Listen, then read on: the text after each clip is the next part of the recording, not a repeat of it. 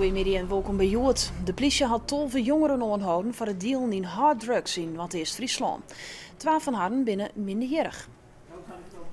Nadat er heel iets meer klachten kwamen over harddrugsgebruik, had de politie sinds oktober 8 mensen op het onderzoek zetten.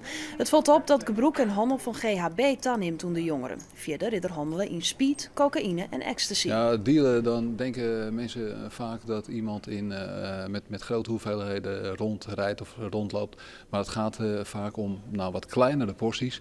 En dan wordt er vaak gezegd, oh, ik neem dit wel even wat hiervan mee of daarvan mee of daarvan mee.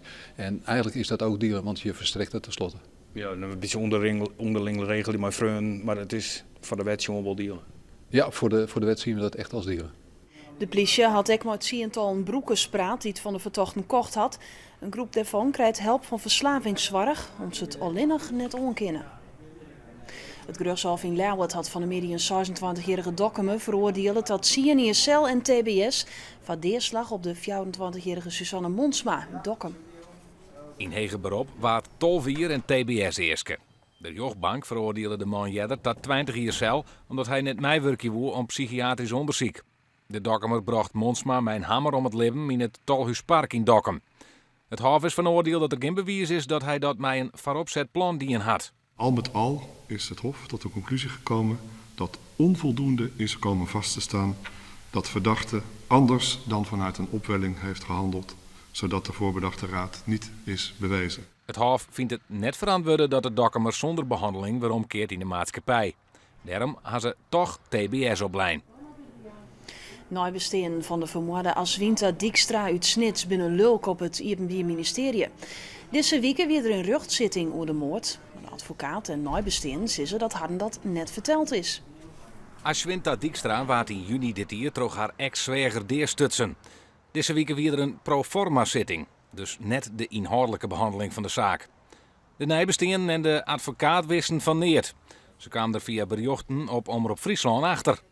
U moet zich voorstellen dat als je dochter wordt vermoord, dat je er dan toch wel een behoorlijk belang bij hebt om te weten wat men met de verdachte daarvan doet en wanneer die zaak voor de rechtbank komt.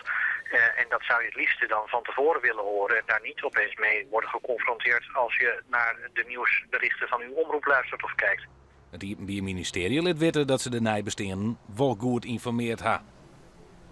De provincie Friesland rint mogelijk een bedrag van 95 miljoen euro mis. De steden willen nog geen besluit nemen over een convenant dat deputaire poepjesletten had met minister Schultz van Hagen. Het Rijk zou eigenaar worden van het Prinses Margrietkanaal. Het geld daarvoor kan gebruikt worden voor het beheer en onderhoud van bijgelijks het Van Haringsma-kanaal. Maar dan moeten de steden wel akkoord gaan met het convenant. Die twijfel je likwels of het geld voldoende is. Een 20-jarige man uit Sint-Anna is juist juni in Leeuwarden in een gevel van een wenning onrieden. Daarvoor hier hij ook al een parkeerde auto rekken.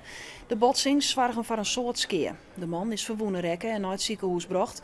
Nevens de politie wie hij onder invloed van drugs of medicijn. Zijn rijbewijs en auto binnen in beslag naam. Het bedrijf ATT uit Leeuwarden is failliet verklaren. ATT maakt het grote touchscreens voor industriële machines. Santje Meesken raadt je harde werk kwijt. De wie het Verskaterland waar belangstelling voor een oername. Peteren roemen op neert uit om te financieren de Deutsche Bank Yieldchen woe. Doch had curator Evert-Jan Rotshuizen hoop. Ik zal proberen om het bedrijf te verkepen. Dat was de activiteiten. Mensen willen wel mee. Eventueel naar een partij. En dan denk ik al dat er moet wel een financiële injectie komen, maar die komt er, dat is duidelijk. En dan ook een goede kans om er toch nog een succes van te maken. Turner Epke Zonderland had juist de jong zijn debuut maken als gitarist. De Lemster die dat in een Kriesnachtconcert van Omroep RKK. De televisieopnames wienen juster in de Bonifatiuskerke in Leeuwarden. Het programma draait om Siep van der Ploeg. De jonger van de kast kwam ook op het idee om Epke Zonderland meespelen te laten.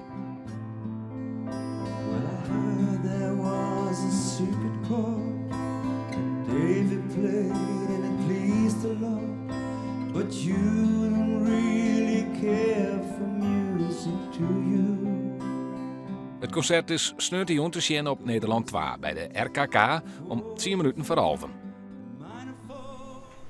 En dan zorgen we nog even naar de weersverwachting. Joen en vannacht is het bewolkt, er valt wat rein en het is een graad als zo'n 8. En morgen bewolkt maar eerst wat lichter rein, maar later in de middag en joen ruint het stevig. Dus die het een krachtig rond Huddewien uit het zuid-zuidwesten waai. En het is maximaal 10 graden.